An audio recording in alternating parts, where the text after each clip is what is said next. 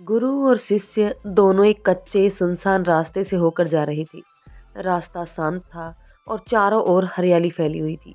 चलते चलते रास्ते के बीच में एक छोटा सा पौधा उगा हुआ दिखाई दिया। गुरु ने शिष्य से कहा, इसे उखाड़ दो। शिष्य ने बिना किसी कठिनाई के पौधे को हाथ से पकड़कर उखाड़ दिया। दोनों आगे बढ़ गए। थोड़ी दूर चलने के बाद रास्ते के बीच में एक और पौधा दिखाई दिया। यह पहले वाले पौधे से थोड़ा मजबूत था।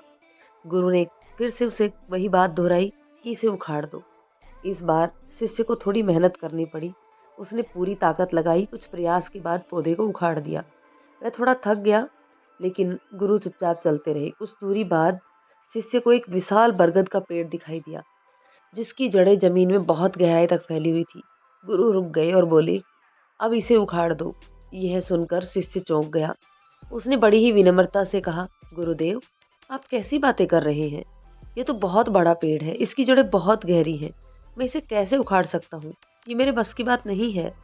गुरु मुस्कुराए और बोले, यही तो मैं तुम्हें समझाना चाहता था।